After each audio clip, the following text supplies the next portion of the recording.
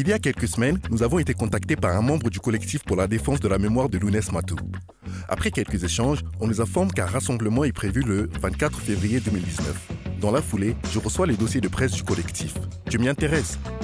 Lounès Matoub, Lounès Matoub. Au sein de la chaîne, c'est la première fois qu'on entend parler de cet activiste. En résumé, Lounès Matoub est musicien, activiste d'origine berbère, né le 24 janvier 1956 en Algérie. Il est mort assassiné le 25 juin 1998 parce qu'il a été militant de la cause identitaire amazigh en Algérie.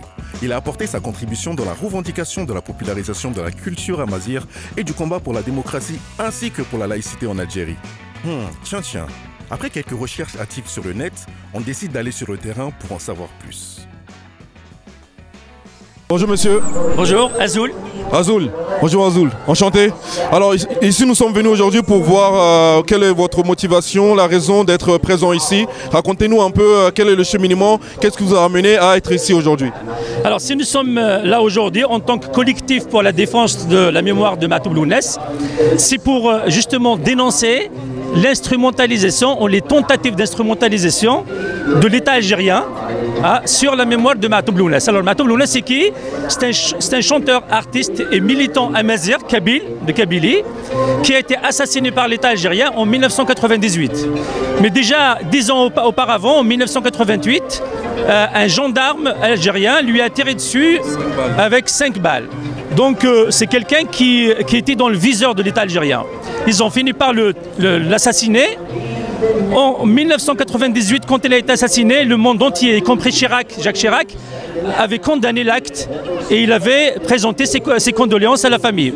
Et bien l'État algérien n'a pas dit un mot sur l'assassinat, n'avait pas condamné. Donc ça montre qu'au fait c'était un aveu de complicité et de responsabilité d'assassinat. Et figurez-vous que 30 ans après, cet État-là veut récupérer sa mémoire. Aujourd'hui, l'État algérien, il veut faire un musée Matoub Lounès, il veut rendre hommage à Matoub Lounès. Alors nous, on sait pertinemment que l'État algérien, il veut instrumentaliser la mémoire de Lounès pour la vider de son sens, la séquestrer et pervertir son combat. Donc là, nous, on est là, on s'est organisé, on est venu aujourd'hui pour dénoncer cette tentative d'instrumentalisation de l'État algérien et pour lui dire que non, on ne va pas vous laisser faire ça. Et bien sûr, on a lancé un appel à la population pour qu'il se mobilise afin que ce symbole amazigh berbère reste sain et qu'il ne soit pas souillé par ses ennemis d'hier. Okay. Est-ce que pour vous, l'acte ou la chanson que Lounès Matoub a posée, est-ce qu'il y a eu un impact au sein de la jeunesse, au sein de... Ah oui, bien sûr. La chanson de Matoub Lounès, c'était une chanson militante, une chanson de combat. C'est une chanson qui a éveillé énormément de conscience. C'est la chanson de Lounès, aussi bien de son vivant après son assassinat, est vraiment le symbole du combat. Il symbolise toujours le combat pour la liberté, le combat pour la berbérité. Est-ce qu'il y a la relève aujourd'hui? Est-ce qu'il y a un néo, j'ai envie de dire un néo Lounès Matoub aujourd'hui? Bien sûr. Après, pour l'instant, on n'a pas des Lounès Matoub, mais il y a beaucoup de gens qui, d'ailleurs pas seulement en Kabylie, un peu partout en Afrique du Nord, en Libye, un peu partout, vous avez des gens qui essayent d'être des Matoub, qui chantent comme Matoub, qui essayent d'assurer la relève justement. Y a-t-il encore un risque aujourd'hui si on revendique une... Bien sûr. Aujourd'hui, jusqu'à aujourd'hui, l'État algérien, avec son armée, avec sa gendarmerie, sa police, réprime, emprisonne les gens. Il a même, par exemple, en 2001, il y a eu 130 Kabyles qui ont été assassinés par des armes de guerre alors qu'ils manifestaient pacifiquement. Donc bien sûr, le risque est toujours là. Mais bon, en même temps, les gens se battent, on se bat. C'est ce qui explique un peu notre présence aujourd'hui ici. Il me semble que l'un des combats de Lounès, c'était justement que la langue berbère devienne une langue officielle. Et l'État algérien a répondu à cela. Et, il disait aussi qu'il voulait un État fédéral. Est-ce que vous pensez que c'est faisable? Alors bon, pour l'État fédéral, c'est pas vraiment le cas pour l'instant, mais pour la reconnaissance du berbère comme langue officielle, malheureusement, l'État algérien n'a aucune crédibilité. Comment croire que cette langue est langue officielle alors qu'il n'est même pas enseigné d'une manière obligatoire à l'école? Alors que lorsqu'on va au tribunal, on est obligé de parler l'arabe, on ne peut pas parler cette langue. Lorsque on s'adresse à une administration, on est obligé d'utiliser l'arabe, on ne peut pas utiliser le berbère. Donc c'est un leurre au fait, hein, c'est de la poudre aux yeux. Ils l'ont mis sur un papier. En fait, l'État algérien, c'est un État voyou, comme la plupart des États africains, c'est des voyoucraties, c'est des républiques bananières. Ce qu'ils écrivent, ce qu'ils disent n'a aucune valeur. Hein, ce sont des groupes de voyous qui gouvernent. Donc leur reconnaissance n'a aucun sens. Est-ce qu'aujourd'hui pour vous il y a un espoir d'être entendu et quel est le meilleur moyen de se faire entendre? Alors aujourd'hui bien sûr l'espoir y est. À partir du moment où les Amazirs, les Berbères, les Kabyles et les Berbères un peu partout se mobilisent, eh ben, c'est pas qu'on sera entendu, on va se libérer. Quand un peuple se mobilise, il finit toujours par se libérer. On n'a pas besoin de nos ennemis pour nous donner quoi que ce soit. Ces ennemis doivent dégager. Ils doivent dégager et que le peuple doit prendre le pouvoir. Donc bien sûr, il y a l'espoir.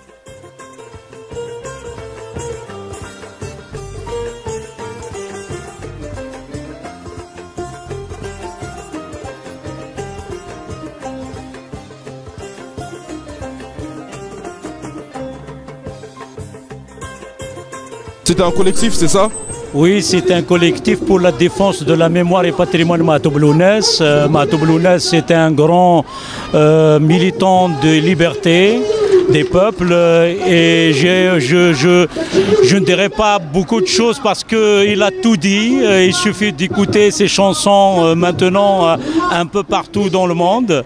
Et il a été toute sa vie à la lutte pour le peuple amazir, pour les droits du peuple amazir et à la langue berbère, qu'on appelle berbère, mais on l'appelle chez nous amazir.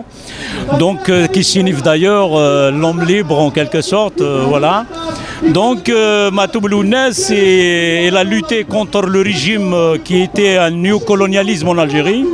On peut dire après le départ de la France, et un régime qui s'est installé, qui a exclu d'ailleurs les Berbères en Algérie des droits des Berbères, alors qu'en réalité la révolution algérienne, les archives ils sont là, que les fichiers des combattants, le chiffre est plus grand chez les Berbères que ceux qui sont en quelque sorte se nomment arabes, mais c'est complètement faux.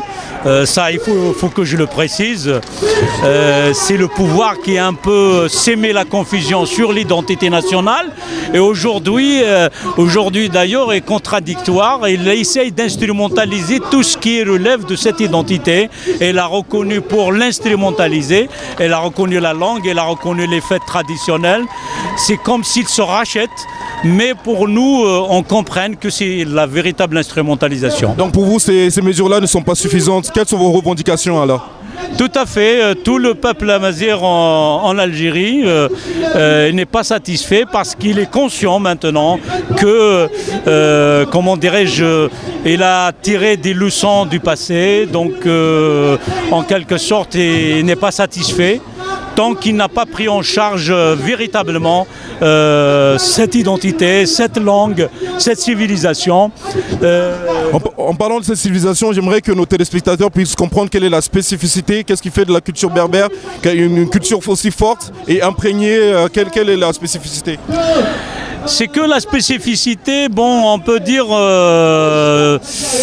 c'est pas vraiment, j'aime pas ce mot spécificité, hein, parce que nous sommes un peuple très ancien d'abord.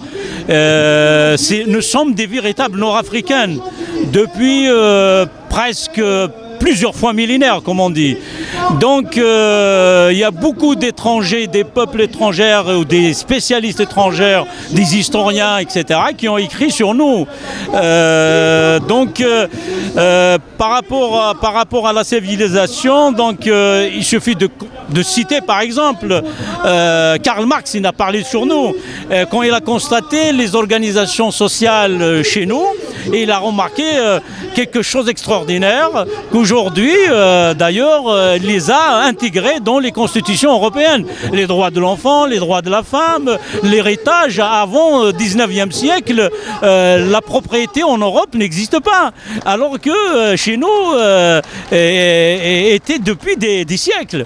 Donc c'est ça que j'appelle la civilisation berbère a contribué à l'humanité, aux valeurs humaines, puisque les assemblées des villages existent jusqu'à nos jours. Donc c'est ça ce que j'appelle la civilisation amazigh, qui a contribué à l'humanisme, à la liberté, à la démocratie, oui, puisque la laïcité chez nous existe bien avant. Puisque chez nous, depuis des siècles, par exemple, je peux citer un exemple, la lettre de Saint-Gélas, par exemple, qui a été écrite à l'empereur byzantin, et explique la laïcité. Je cite un exemple, les imams aujourd'hui en Kabylie, par exemple, si je cite uniquement la Kabylie, mais c'est pas uniquement la Kabylie, y compris chez les Touaregs, par exemple, l'imam ne se mêle pas des affaires de village, mais l'Assemblée le respecte sa présence et tolère sa présence. Donc vous dites qu'il y a eu, bien avant l'invasion des Arabes, il y a eu un héritage, il y a eu déjà eu une imprégnation culturelle qui était là avant que les Arabes arrivent. Que dites-vous par rapport à ce que Lounès avait dit en disant que l'Algérien n'est pas forcément un arabe et que l'islam est une affaire individuelle? Vous savez, Matoub, il a dit dans ses chansons sur ce sujet, il s'est exprimé, il a chanté sur ce sujet, elle a chanté d'une manière claire et précise, et d'ailleurs c'est un cas presque, je peux dire, l'un des hommes qui a, l'un des militants engagés de la cause amazigh, qui a expliqué que la religion a été en quelque sorte, comment dirais-je, c'est instrumentalisé. Instrumentalisé depuis 10 siècles. Depuis 10 siècles. Vous savez, ce sujet l'a chanté Matoub. Depuis Mohamed, Matoub, il a cité la situation de l'époque de Mohamed. Aujourd'hui, on peut écrire beaucoup de choses, des grands ouvrages sur ce sujet, et il y en a des spécialistes qui ont écrit. Je cite, ici je profite de l'occasion, Mohamed Erkoun, qui était décédé en 2010, je pense. Il est professeur à la Sorbonne, il est un Kabyle, donc il a parlé sur ce sujet. Mais, comme je viens de dire, Matoub, déjà bien avant, elle a chanté sur des sujets de la religion, comme quoi la religion, c'est une question de conscience de la personne, qui relève de la personne, des affaires personnelles d'un individu. Donc, je pense ces chansons, c'est pour ça que je dis le patrimoine ici, c'est pour ça que je dis le collectif ici défend sa mémoire, parce que c'est une mémoire immense. Matoub Lounès, aujourd'hui, c'est toute, je sais pas comment, j'ai pas trouvé les mots comment nommer ce personnage qui pour nous a englobé toute la pensée amazigh en général et voire même universelle, puisqu'il a été assassiné pour ça. Est-ce que pour vous le mot rebelle, ça qualifie tout ce que représente Lounès à vos yeux? Ça, il y en a d'autres artistes qui ont chanté sur sa façon de dire, sa façon de chanter, et je peux vous dire que le rebelle, je peux même dire, dépasse, parce que il y a un artiste qui a dit qu'à chaque fois il y a une situation bloquée, c'est Matoub Lounès qui libère tout d'un seul coup. Dès qu'il parle, tout le monde comprenne. Vous voyez, tout le monde, il y a quelque chose qui se passe. Dès que Matoub il chante, il y a quelque chose qui se passe. Est-ce qu'aujourd'hui on peut dire que la relève est là? Est-ce qu'il y a une personne qui peut prétendre prendre la relève aujourd'hui? Vous avez quelqu'un en tête particulièrement? Moi je vous dis, je connais mon peuple en quelque sorte. Il y en a des Matoub à l'avenir. Et je pense que le public que vous voyez ici déjà, ils ont tous une partie de Matoub Lounès. Le public que vous voyez qui sont venus aujourd'hui, on sent, il y a une connexion, une compréhension qu'il y a une partie de Matoub Lounès chez tous ces mondes-là que vous voyez. Donc on va vous laisser sur cette note d'espoir. Merci beaucoup pour l'interview. À très bientôt. Je remercie le collectif pour ce travail effectué en la mémoire de Lounès Matoub et pour défendre sa mémoire et le symbole qu'il représente. Lounès Matoub, c'est beaucoup de choses. Lounès Matoub, c'est un grand chanteur, un grand poète.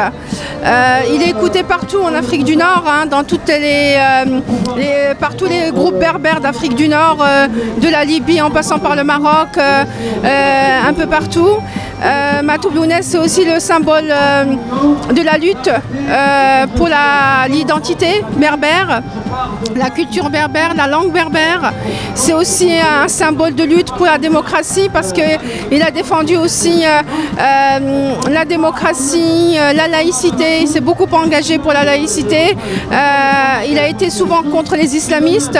Vous savez qu'en Algérie, l'islam politique est entré depuis les années 80 déjà, 70 déjà, avec l'arabisation du système et l'islamisation du système éducatif à travers la langue arabe. Et Lounès Matoub est un grand symbole. Moi je suis ici, personnellement, moi je l'ai écouté dans mon enfance. Il représente beaucoup pour moi. C'est une personne que nous respectons énormément en Kabylie. Certains le présentent même comme un prophète, pour vous dire, hein. C'est le prophète Matoub pour certains. Moi, je suis aussi là en tant que doctorante. Je prépare un travail de recherche sur les organisations et les actions militantes berbéristes en France, mais je m'intéresse pas seulement aux Kabyles, mais aussi aux Touaregs, aux Mozabites, aux Rifins, un peu partout. Que fait les autorités algériennes pour justement écouter les revendications que le collectif, tel que pour la mémoire de Lounès, met en place? Oui, en fait, le but de ce collectif, c'est de défendre sa mémoire et de dénoncer l'appropriation de la mémoire de Matoub Lounès par l'État algérien. En fait, il est question d'un musée, de nationaliser ce musée et de le faire au sein même de la maison de Matoub Lounès, qui est, si vous voulez, un lieu de pèlerinage. Hein. Je veux dire, un Marocain, un berbériste marocain, quand il vient en Kabylie, il va visiter la maison de Matoub Lounès. C'est vraiment devenu un lieu de pèlerinage et c'est un symbole énorme en Kabylie. Donc en fait, ce collectif a pour but de dénoncer cette récupération de la mémoire de Matoub Lounès, cette instrumentalisation, parce que on suppose, comme ils l'ont toujours fait, parce qu'ils ont toujours récupéré à la fois les mémoires, les symboles et les élites, on suppose qu'ils vont en faire ce qu'ils veulent. Matoub Lounès a des principes et je ne suis pas étonnée qu'il casse ces principes et qu'il fasse tout le contraire peut-être de ce que Matoub a défendu. Que pensez-vous du décret que l'institution algérienne a mis en place en mettant ex aequo la langue berbère comme langue officielle de l'Algérie? En effet, c'est un pas de géant. Alors ils l'ont fait, ils ont décidé cela du jour au lendemain, en pensant nous calmer, nous les Berbères d'Algérie. Or, les Berbères d'Algérie continuent leur lutte. Il faut savoir qu'elle n'est pas arrivée par hasard, cette co-officialité de la langue berbère et arabe. Elle est arrivée grâce aux luttes menées depuis les années 40, et même peut-être avant, par les berbéristes des années 40, par toutes les luttes engendrées après l'indépendance et notamment par le printemps berbère de 80 et toutes les actions faites ensuite. Et c'est pas arrivé par hasard, hein. Ils ne se sont pas réveillés un jour. Mais en réalité, il n'y a pas de co-officialité égale. En réalité, ils mettent toujours... si vous voulez, il y a une contorsion sémantique. Hein. À partir de certains mots, ils vont dire « est également ». Officielle, ça veut dire qu'elle est officielle, mais c'est après la langue arabe. Donc il n'y a pas tout à fait, il y a un jeu de mots, et en même temps, ils vous disent que la langue arabe est la langue de l'administration, de l'État. Alors que normalement, la langue berbère aussi est la langue de l'État. Voilà. Donc en fait, il n'y a pas... C'est-à-dire que sur le papier, il y a une co-officialité, même si c'est à un degré moindre. Mais dans les faits, on ne fait rien pour l'instant pour réellement appliquer cette co-officialité. Ils ne font rien. Au contraire, La langue est officielle depuis maintenant un moment. Elle était déjà langue nationale il y a plusieurs années. Eh bien, le territoire algérien n'est pas couvert encore par l'enseignement de cette langue. Et c'est pas normal. Voilà. Mais c'est surtout en Kabylie qu'on enseigne. Et c'est pas normal. Voilà. Donc le combat continue. Le combat continue, j'imagine, pour mes camarades, pour moi-même aussi, parce que je suis chercheuse, mais je suis aussi impliquée. Voilà, donc voilà. Et surtout, je voulais vous remercier.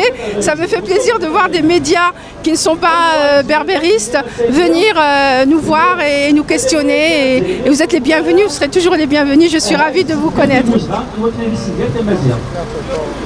Aujourd'hui, nous sommes là pour justement pour la mémoire de Lounès. Quelle est la raison de votre venue ici? Expliquez-nous un peu l'objectif du collectif. Ok. Aujourd'hui, le collectif, il était né, c'est récent, parce qu'il y a un pouvoir qui est le pouvoir algérien, bien évidemment. C'est lui qui a assassiné Lounès, c'est lui qui l'a assassiné en 98, c'était le 25 juin 98. Et puis là, encore une fois, ils veulent l'assassiner une deuxième fois. C'est pour souiller sa mémoire. Ils veulent instrumentaliser sa mémoire, ils veulent récupérer sa mémoire. De quelle façon? D'une manière vraiment très très ruse. Ils veulent promettre à l'un des membres de la famille qu'ils vont construire un musée au nom de Matoub. Ils veulent, c'est que les assassins de Matoub, on les voit aujourd'hui. Vous savez, entre parenthèses, pour vous dire, il y a une région en Algérie qui s'appelle la Kabylie, qui est vraiment contestataire depuis 62 à ce jour.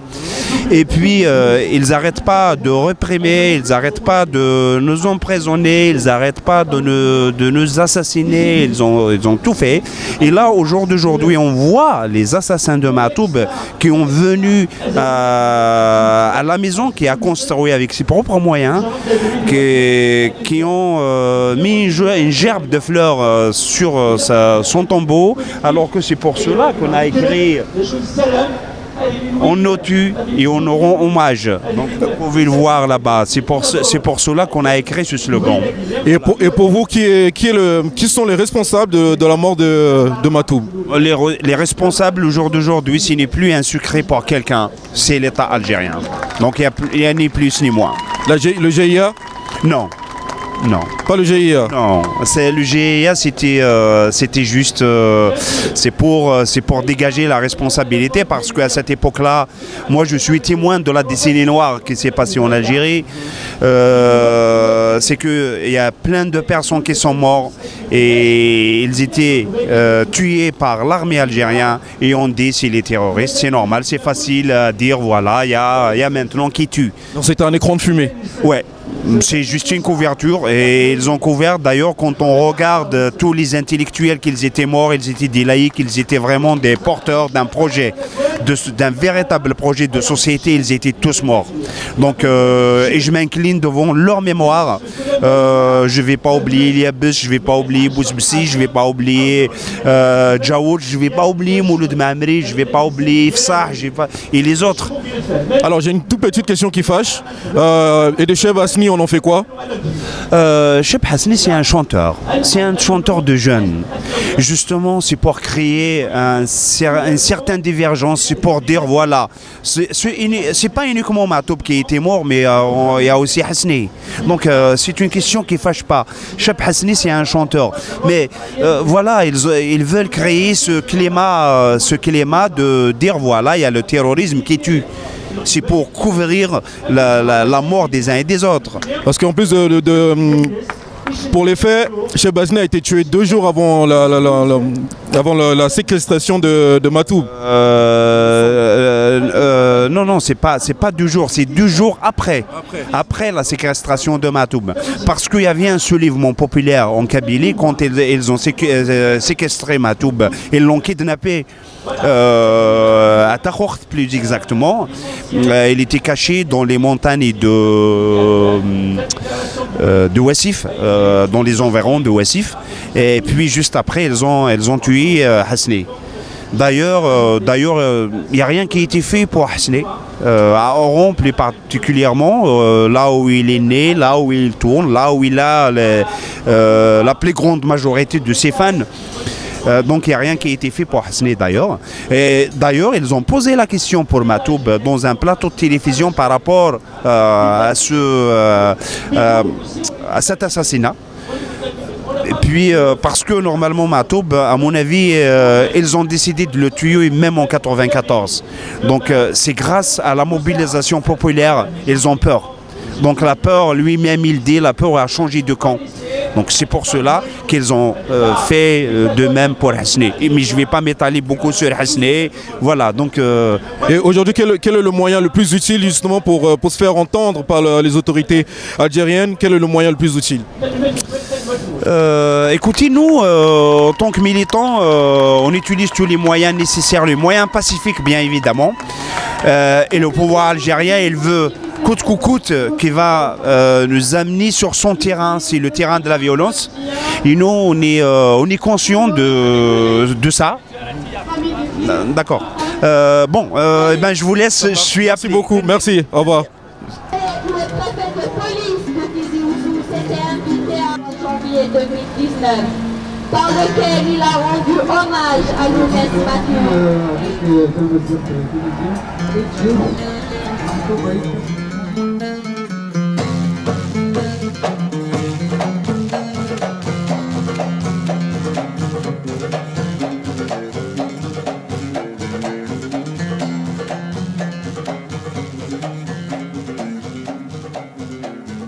ويبغى نذي السجام يلقى قتلني تستفكين نوفان